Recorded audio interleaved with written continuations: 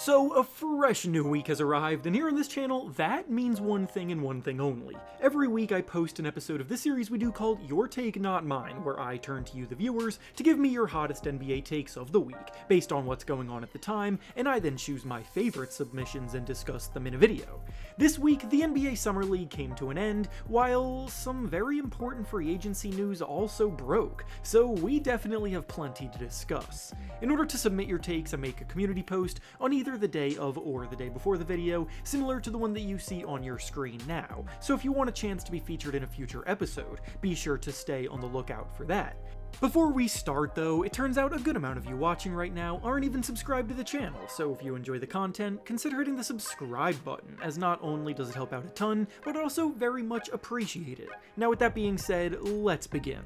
The first take we'll be discussing today comes to us from Michael, and he says that the Clippers have not only had a better offseason than the Rockets, but they will also be better than the Rockets in this upcoming season too. The Rockets were one of last season's biggest breakout teams, having leveled up out of the rebuilding phase, jumping all the way up to second place in the Western Conference standings faster than anyone in the basketball world thought they would. They did so through the fact that their defense was ranked top 5 in the league, and they had a well-balanced offensive attack with depth at every position, but in the playoffs, their lack of a true star-caliber number 1 scoring option hurt them a ton, and they got sent home by the hands of Steph Curry and Jimmy Butler. When the Rockets traded for Kevin Durant this summer, it was a move that got a lot of people, myself included, fully bought in on the Rockets as a title contender, because they addressed their biggest need head-on and added future Hall of Famer and all-time great Kevin Durant of all people to be their go-to guy. Durant may be getting up there in age, but he is still easily one of the best and most efficient volume scorers in the game, putting up 27 points a night, shooting 53% from the field and 43% from 3. Adding that to the team that finished with the second best record in the West in the regular season is a pretty damn good reason to buy into this group. But I actually don't mind the original take here about the Clippers at all. The Clippers have conducted outstanding business this summer, and as a group that is still all in on contention, they've built themselves a deep roster of their own, with upgrades being brought in at quite a few spots. Bradley Beal was one of the most overpaid players in NBA history last year, and is definitely not good enough to expect all-star caliber output anymore, but after the Suns bought him out, the Clippers signed him for about $5 million annually, so in the span of just a few days, he went from being on the worst contract in NBA history to having one of the best value contracts in the league. Beal still averaged a highly efficient 17 points per game last season. The Suns just had no depth on their roster, and their defense as a team was a disaster. Playing next to Ivica Zubac, who just got named to the All-Defense team, Kawhi Leonard, Chris Dunn, Derrick Jones Jr., and Brook Lopez, amongst others, is a much better defensive unit than Beal's Suns team ever had. Then, the Clippers signing Chris Paul for one last dance also can't be overlooked, because even though he's 40 years old, he's still one of the best passers in the game, and serving as James Harden's backup will give the Clippers an elite passer and playmaker on the court for all 48 minutes. Health concerns are the biggest issue with the Clippers right now, because Kawhi Leonard hasn't always been available when the team needs him, and for the most part, the team's leaders are pretty old, but on paper, with this group at full strength, they can absolutely go toe-to-toe with the Rockets and defending champion Oklahoma City Thunder, or anyone else you throw at them. The next take we'll be discussing today comes to us from a guy with a username who's just random letters, and he says that the Lakers will not be a playoff team this year, and they'll maybe be a play-in team, but their defense is still too much of a mess to buy into. The Lakers received the biggest gift of all time, wrapped up and dropped on their lap at the trade deadline last year, when the Mavericks gave them Luka Doncic. Luka's been an MVP caliber player since his second season in the league, and his production at his age is unmatched in history, so having a piece like that to build around for the future is a blessing. But in the short term, the team made it much tougher to win now by doing that. The Lakers' defense ranked in the bottom half of the league after the trade deadline last season because without Anthony Davis holding down the defense in the middle, they really didn't have any other playable options at center. Their lack of size hurt them big time in the playoffs against the Timberwolves, who bullied them with Julius Randle, Rudy Gobert, and Naz Reid,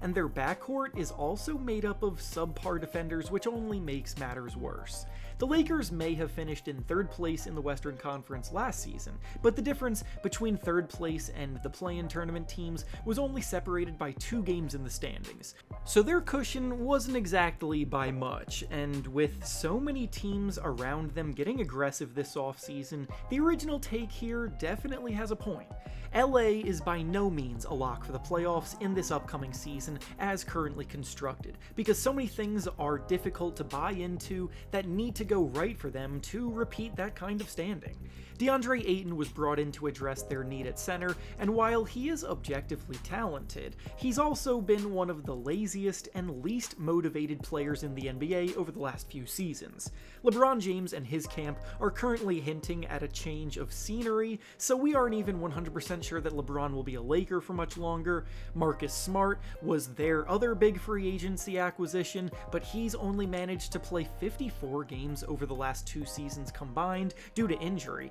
and when he has been on the court in that time, he's been a shell of his former self. Plus, first-round pick from last season Dalton Knecht seems poised for a sophomore slump after he just stunk it up in the Summer League, so all in all, even with Luka Doncic leading the way, I can't say with any certainty that I believe in the Lakers next season.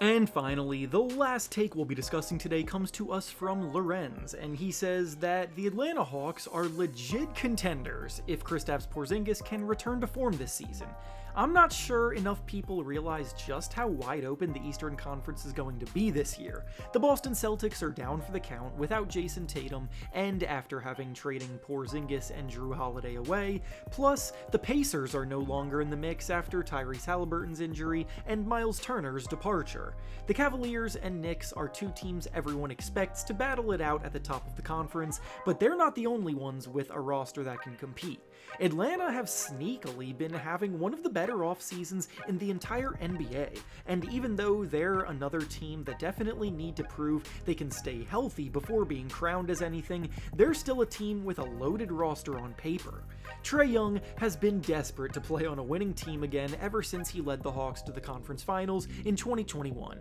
and this is easily the best roster he's had around him since then. Dyson Daniels broke out as a shooting guard next to him in the backcourt last year as one of the better perimeter defenders in the entire NBA, and now they also have sharpshooter Luke Kennard backing him up, who has led the NBA in three-point shooting twice and has shot above 43% from 3 for 4 seasons in a row. They also signed Nickeil Alexander-Walker away from Minnesota in a sign and trade to give the team even more scoring firepower in their backcourt. Jalen Johnson was looking like someone breaking out on all-star trajectory before his injury shut him down, but he's someone who can give you 20 points a night while dominating the glass and serving as a point forward type of role. Zachary Risache recently started to turn up down the stretch of last season, and at minimum should be a high-level 3-and-D player with the ability to heat up quickly when his shot is falling. Then of course they traded for Kristaps Porzingis on an absolute bargain of a deal,